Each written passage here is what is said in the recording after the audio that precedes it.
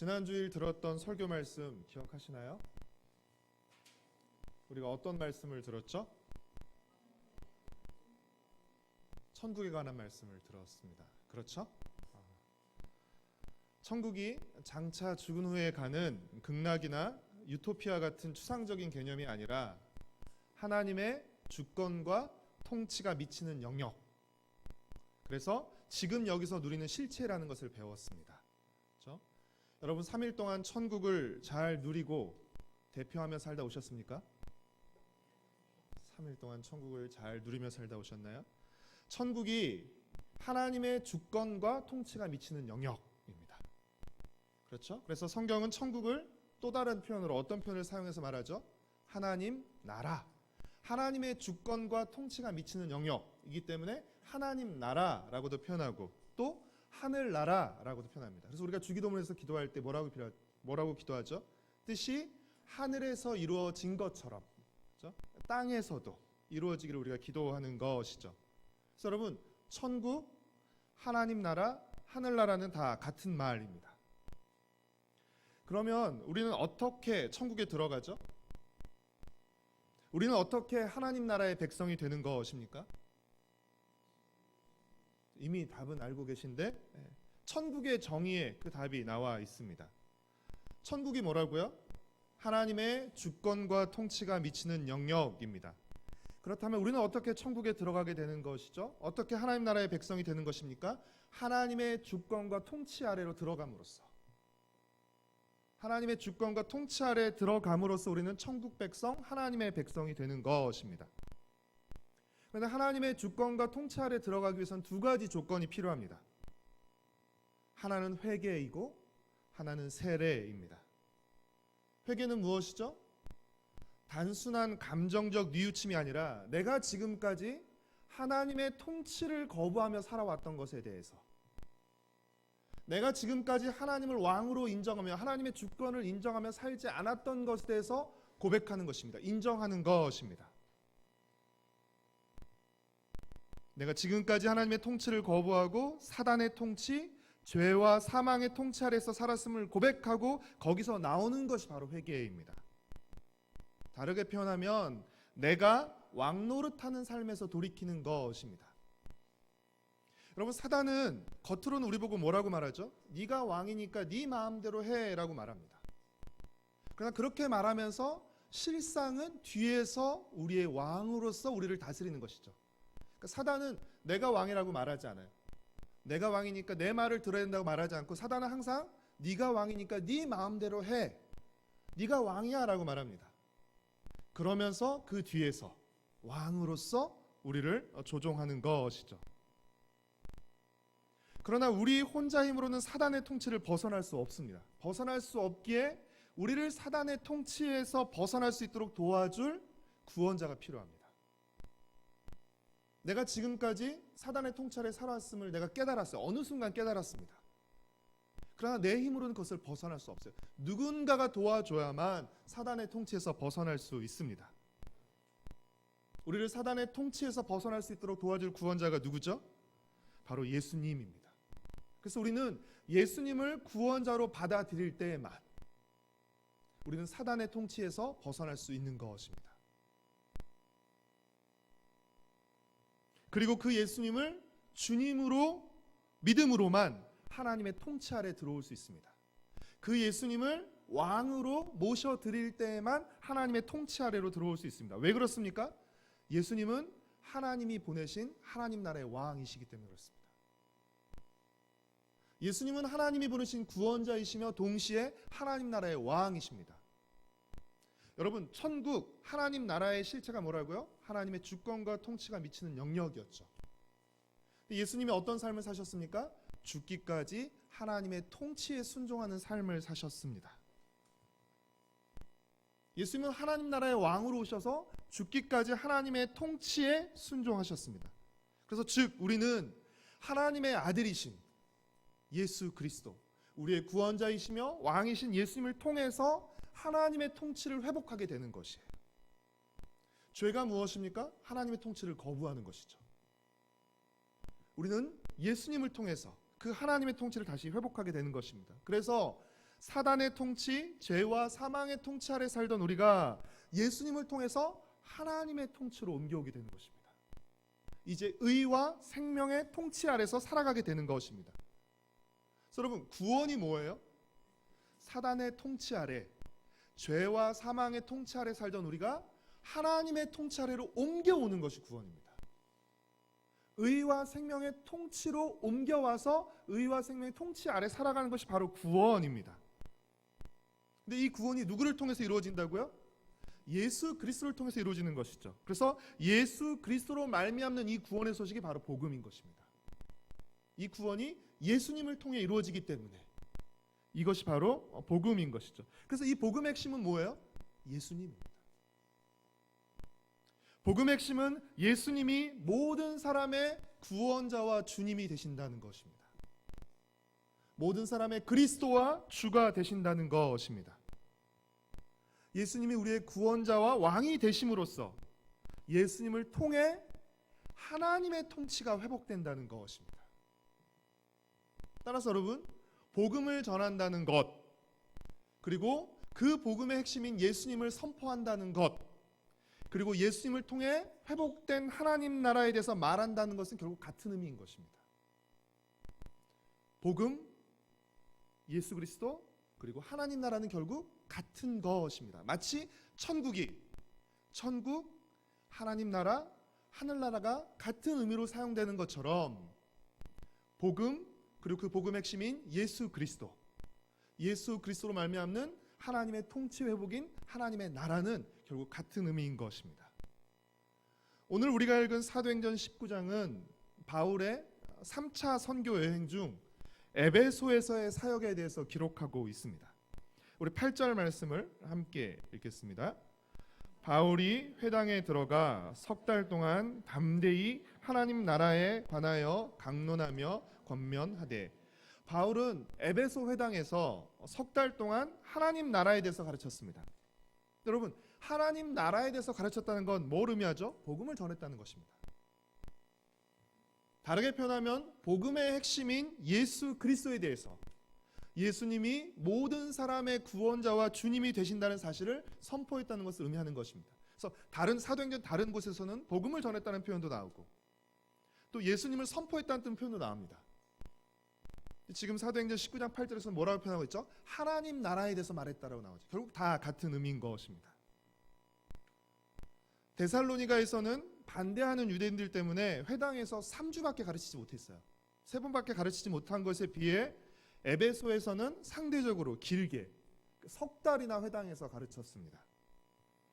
그러나 차츰 반대가 심해져서 더 이상 회당에서 가르칠 수 없게 되었습니다.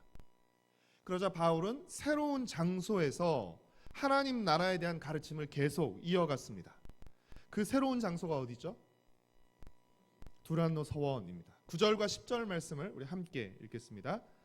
어떤 사람들은 마음이 굳어 순종하지 않고 무리 앞에서 이 돌을 비방하거늘 바울이 그들을 떠나 제자들을 따로 세우고 두란노 서원에서 날마다 강론하니라. 2해 동안 이같이 하니 아시아에 사는 자는 유대인이나 헬라인이나 다 주의 말씀을 듣더라. 바울은 에베소 회당을 떠나서 두란노 서원에서 날마다 그리고 2년 동안이나 가르쳤습니다. 바울이 다른 곳에서 비해 에베소에서 훨씬 더 오래 머물면서 복음을 가르치고 있습니다. 그 이유는 한 2가지 정도 이유를 꼽을 수 있을 것 같은데요. 첫 번째는 그만큼 에베소가 크고 중요한 도시였기 때문입니다. 그리고 또 하나의 이유는 무엇일까요? 2차 선교 여행 때 바울이 수리아 안디옥으로 돌아오는 길에 에베소에 들렸습니다. 그 짧은 시간에 복음을 전했을 때 에베소 사람들이 좀 더 오래 머물면서 가르쳐달라고 요청했어요. 근데 바울이 그 요청을 거절하고 떠났습니다. 아마 그 떠났던 것에 대한 미안한 마음이 있었던 것은 아닐까. 그래서 다른 도시에 비해서 에베소에 좀 더 오래 머물면서 복음을 가르쳤던 것은 아닐까 생각합니다. 바울은 에베소 회당에서 얼마 동안 가르쳤다고요? 3개월. 갑자기 1년이 어디서 나오시? 에베소 회당에서 3개월, 그리고 두란노 서원에서 2년간의 사역을 통해서 에베소의 많은 사람들에게 복음을, 그리고 그 복음의 핵심인 예수 그리스도로 말미암는 하나님의 나라를 가르쳤습니다. 근데 바울은 단지 말로만 복음을 가르친 것이 아니었어요. 말로만 하나님 나라를 가르친 것이 아니었습니다. 말로만 예수님의 능력에 대해서 가르친 것이 아니라 실제 병을 고치고 귀신을 쫓아내는 능력을 통해서도 복음을, 하나님의 나라를, 예수 그리스도를 선포했습니다. 여러분, 사실상 사도행전에서 나타난 많은 기적은요, 결국 예수님이 행하셨던 기적이, 그 능력이 그의 제자들을 통해 계속 나타나고 있는 것을 보여주는 것입니다. 우리 11절과 12절 말씀을 같이 읽겠습니다. 하나님이 바울의 손으로 놀라운 능력을 행하게 하시니 심지어 사람들이 바울의 몸에서 손수건이나 앞치마를 가져다가 병든 사람에게 얹으면 그 병이 떠나고 악기도 나가더라. 얼마나 놀라운 능력이 나가냐면 사도 바울이 걸치고 있는 것, 사용했던 그것을 가지고 병든 사람의 몸에 얹기만 해도 병이 나을 정도로 능력이 나타났습니다. 근데 여러분, 여기서 주목할 게 뭐죠? 병을 고치고 귀신을 내쫓는 능력의 주체가 누구라는 것이에요? 바울이 아니라 하나님이시라는 것입니다. 그렇죠? 하나님이 바울의 손으로 능력을 행하신 것이에요. 바울을 통해서, 바울의 손을 통해서 나타난 능력은 결국 누구의 능력인 것입니까?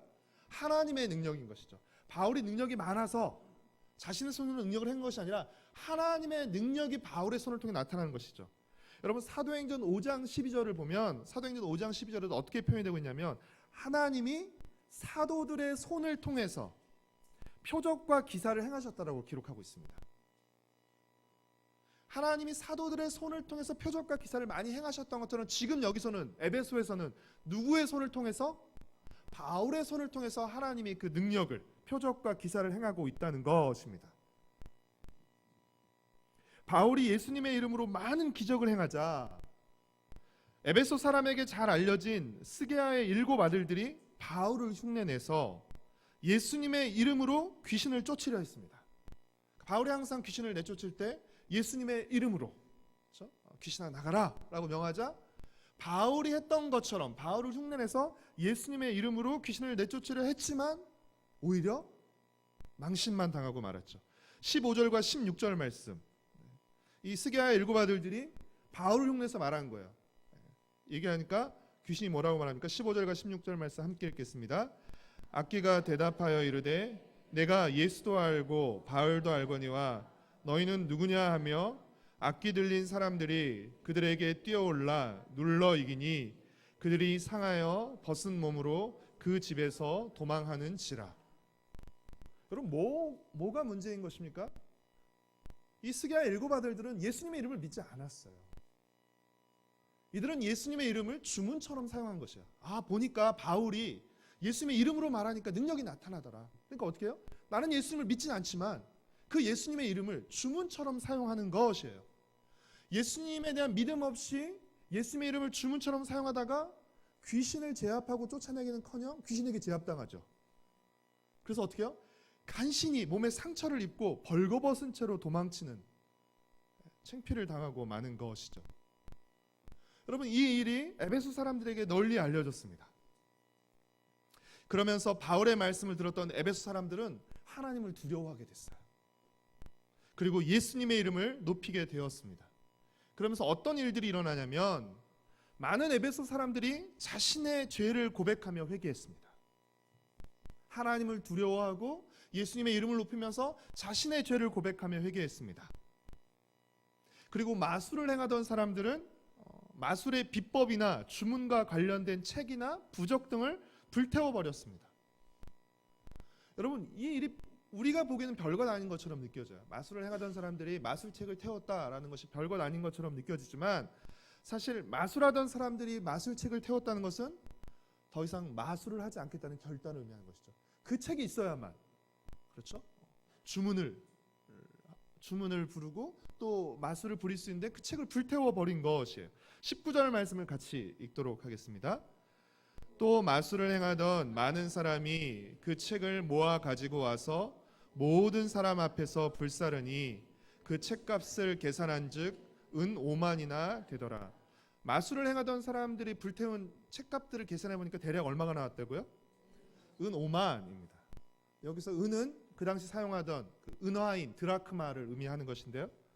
1 드라크마는 당시 노동자 한 사람의 하루치 품삯이었습니다. 여러분 불태운 마술책의 책값이 얼마라고요?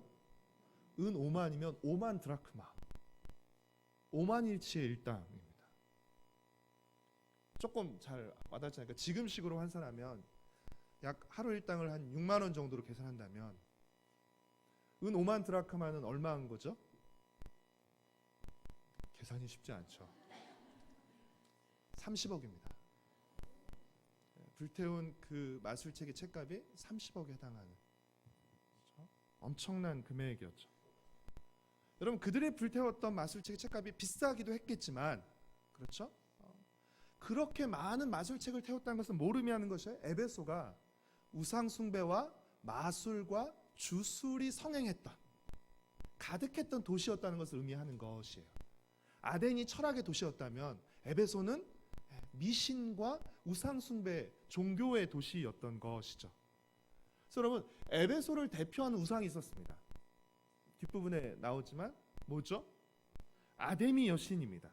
그리스 신화에 나오는 이름은 아르테미스인데요. 이 아데미 여신은 다산과 향락을 상징하는 여신이었습니다. 벌써 이제 분위기가 느껴지죠. 다산과 향락. 그렇죠? 에베소에는 이 아데미 신전이 있어요. 아데미 여신을 섬기는 아데미 신전이 있었는데 이 아데미 신전은 세계 7대 불가사의 중에 하나였습니다.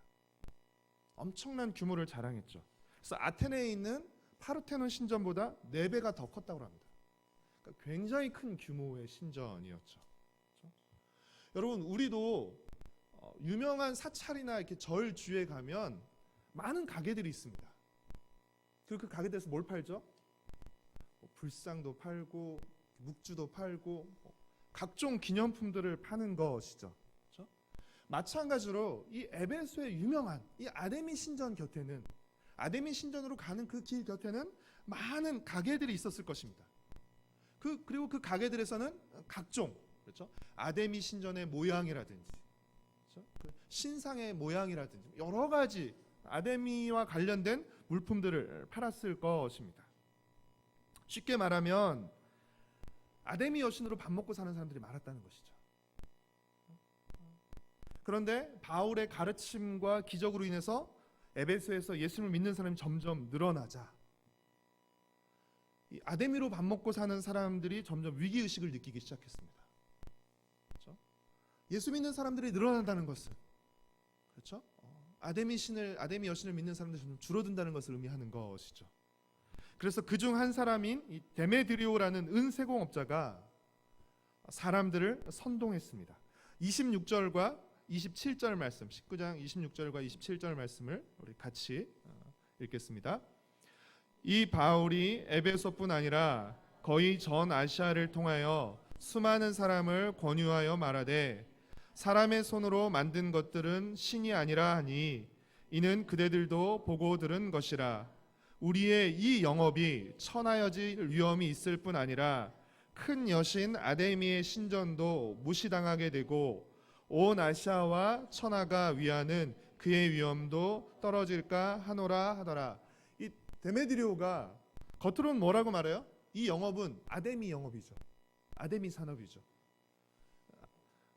큰 여신 아데미의 신전이 무시당하고 여신 아데미 위엄이 떨어질까 하노라라고 하면서 겉으로는 아데미를 내세우지만 실제 본심은 지금 무엇 때문에 이 일을 하는 것이에요?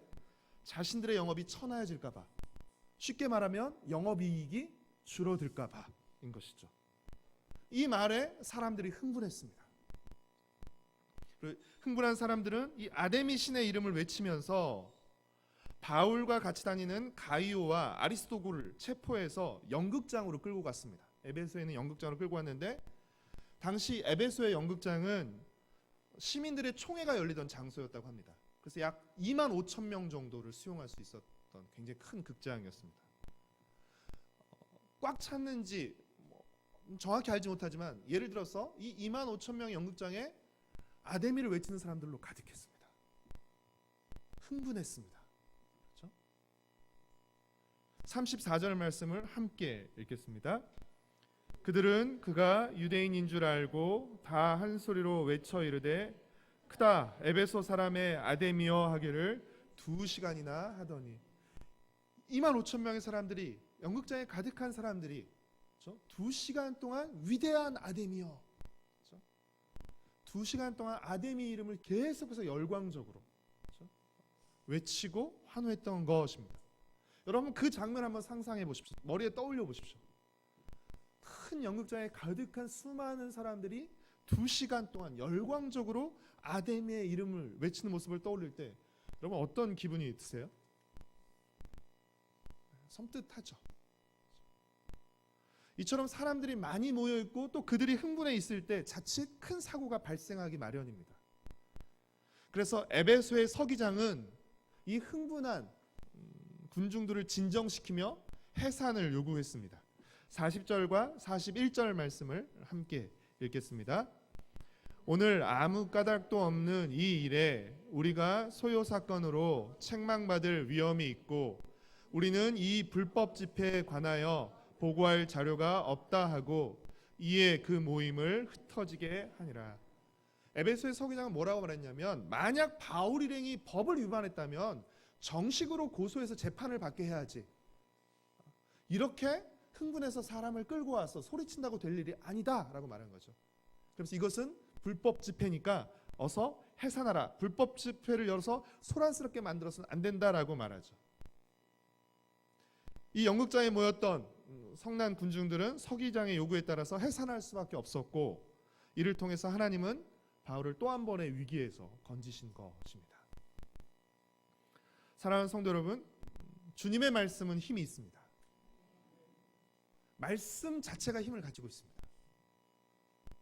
그렇기 때문에 우리가 말씀을 읽는 것만으로도 그렇죠?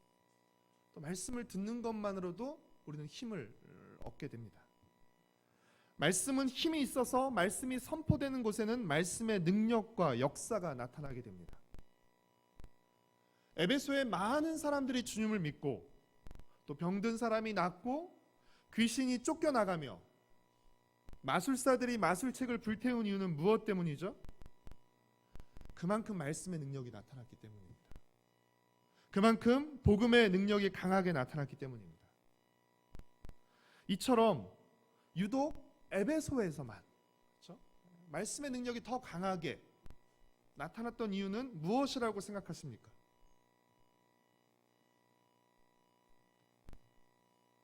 피곤하시니까 제가 일찍 답을 알려드리겠습니다. 그것은 바울이 다른 곳에서보다 에베소에서 말씀을 더 길게 그리고 자세하게 가르쳤기 때문이지 않을까 싶습니다. 다른 곳에서보다 말씀을 훨씬 더 길게 자세하게 가르쳤습니다. 바울은 3개월은 에베소 회당에서 일주일에 한 번씩 안식일마다 가르쳤죠. 그러나 두란노 서원으로 자리를 옮기고 난 다음에는 어떻게 해요? 매일 2년 동안 말씀을 가르쳤습니다. 사랑하는 성도 여러분, 이처럼 말씀이 흥왕하는 곳에 말씀이 많은 곳에 말씀의 능력이 강하게 나타납니다. 오늘 우리의 삶 속에도 마찬가지예요. 어쩌면 우리 삶 속에서 말씀의 능력이 나타나지 않는 이유 중 하나는 우리가 말씀을 접하지 않기 때문일지도 몰라요. 말씀이 흥황한 곳에 말씀의 능력이 더 강하게 나타나는 것이죠. 왜 그렇습니까? 주님은 말씀으로 창조하시고 말씀으로 통치하시고 치유하시며 회복하시고 인도하시기 때문이죠. 주님의 역사는 주님의 말씀과 비례합니다. 그러나 말씀을 듣는 모든 사람에게 주님의 능력과 역사가 다 나타나는 것은 아닙니다. 주님의 능력과 역사는 주님의 말씀에 비례해서 나타나지만 그렇다고 모든 사람에게 다 말씀의 능력과 역사가 나타나는 것은 아닙니다. 어떤 사람에게 말씀의 능력과 역사가 나타나게 되는 것이죠? 예수님을 주님으로 믿고 그 말씀에 순종하는 사람들에게 힘있게 나타나는 것입니다. 어쩌면 4가지 밭의 비유, 씨 뿌리는 자의 비유처럼 마찬가지인 거죠. 똑같은 씨가 땅에 떨어지지만 그 씨를, 그 말씀을 어떻게 받아들이냐에 따라서 열매를 맺기도 하고 열매를 맺지 못하기도 하는 것이죠. 똑같이 회당에서 말씀을 듣는 사람들이 있었음에도 불구하고 9절에 보면 어떤 사람들은 마음이 굳어서 순종하지 않았다라고 말하죠. 그래서 이 복음을 믿고 받아들이는커녕 복음을 비방하는 사람들도 생기는 것이죠. 여러분, 말씀의 능력과 역사는 예수님을 주님으로 믿고 그 말씀에 순종하는 사람에게 나타납니다. 스가랴의 아들들이 예수님의 이름을 주문처럼 사용했다고 능력이 나타난 게 아니었죠. 마찬가지로 우리가 믿음 없이 말씀을 마치 주문처럼 사용한다고 그 말씀의 능력이 나타나는 것 아닙니다. 믿는 자에게, 순종하는 자의 그 말씀의 능력과 역사가 나타나는데, 그 말씀의 능력과 역사는 한 개인의 삶에만 영향을 미치는 것이 아니라 한 도시와 한 사회에도 영향을 미치게 됩니다. 여러분, 왜 에베소에 큰 소동이 일어난 것이었죠? 그 말씀의 능력이 그 도시에 나타났기 때문에 그래요. 한 사람에게만 국한된 것이 아니라 마술을 행하던 사람들이 마술책을 불태우고, 아데미를 섬기던 사람들이 아데미를 섬기지 않고 예수 그리스도를 섬김으로써 그 도시에 영향을 미쳤기 때문에 아데미 산업의 종사자들이 소동을 일으킨 것이죠. 한 사람이 복음을 듣고 하나님의 통치 아래로 들어갈 때, 아직 사단의 통치 아래에 있는 개인과 사회와 필연적으로 충돌이 일어나게 됩니다. 우리가 예수 그리스도를 우리의 주님으로 믿고 하나님의 통치 아래 들어갈 때, 하나님의 통치를 받게 될 때, 그 전까지만 해도 우리는 같이 사단의 통치 아래서 짝짝꿍하며 살던 사람들이었어요.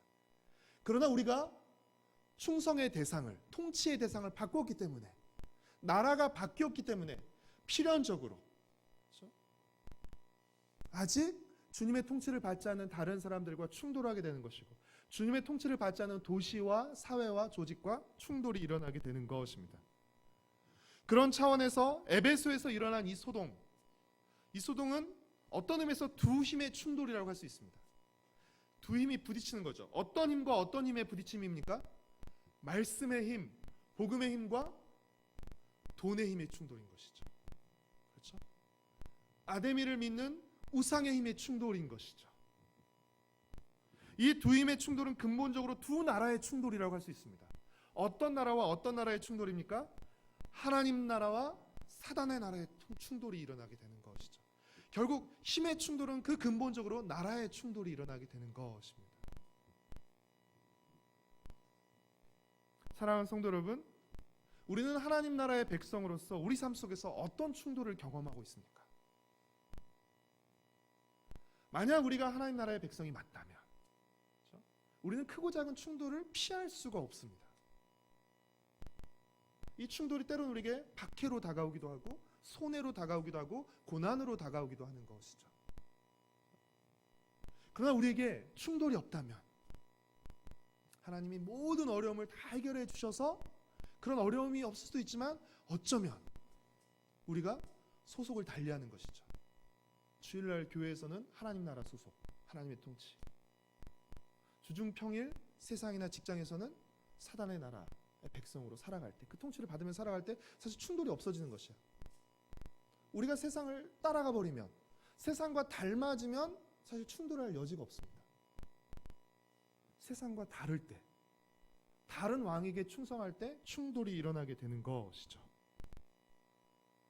하나님의 말씀은 힘이 있고요, 우리가 그 말씀에 순종할 때 그 말씀은 점점 더 세력을 얻게 됩니다.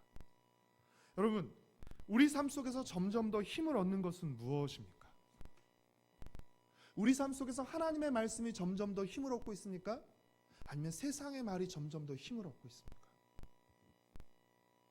우리 삶 속에서 하나님의 말씀이 점점 더 힘을 얻게 되면 반드시 다른 것은 점점 더 힘을 잃게 돼 있습니다. 반대로 우리 삶 속에서 하나님의 말씀이 점점 힘을 잃어간다면 반드시 다른 어떤 것이 점점 더 힘을 얻고 있다는 증거입니다.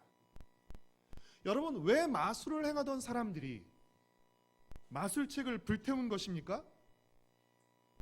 복음을 듣고 믿은 그들은 더 이상 마술책이 아닌 성경책에서, 하나님의 말씀에서 힘을 얻었기 때문입니다. 하나님의 말씀에서 힘을 얻었기 때문에 이제 마술책은 힘을 잃은 것이죠. 그래서 그들은 그것을 불태운 것입니다. 아데미 여신의 모형을 만들던 은세공업자들이 왜 이렇게 사람들을 선동하면서 큰 소동을 일으킨 것입니까? 점점 더 많은 에베소 사람들이 예수님을 믿게 되면서 아데미 여신이 힘을 잃어갔기 때문입니다. 사실 그들은 겉으로는 아데미 여신이 힘을 잃어가는 것을 걱정했지만 그들이 진짜 걱정한 것은 무엇이었어요?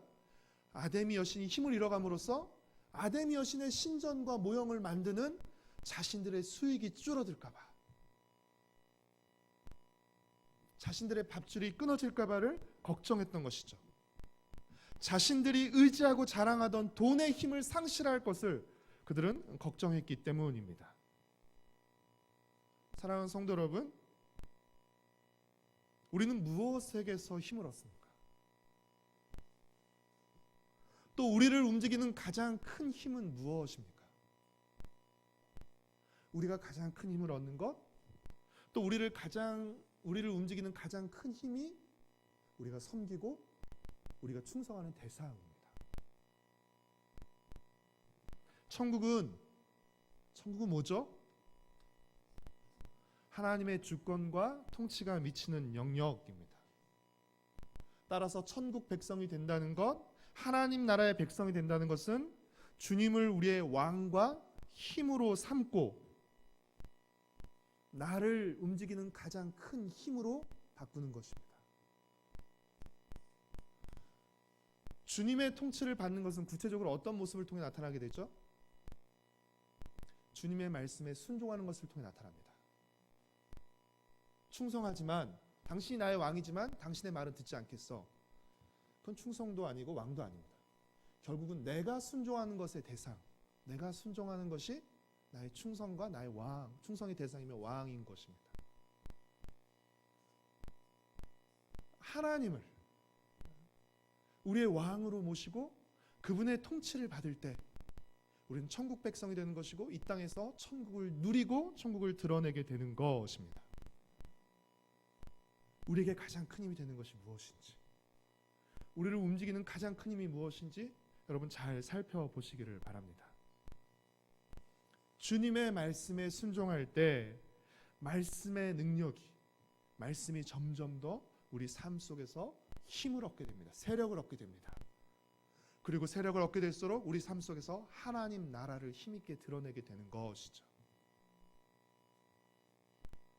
사랑하는 성도 여러분, 우리의 왕 대신 주님의 말씀에 순종함으로써, 말씀하시는 주님의 통치를 받음으로써 하나님 나라를 이 땅에서 바로 지금 그리고 내 삶의 구석구석에서 하나님 나라 천국을 누리며 드러내며 살아가는 존귀한 천국 백성, 존귀한 천국 가정, 그리고 존귀한 천국 공동체로 우리 세도록 교회를 세워가기를 소망하고 축복합니다.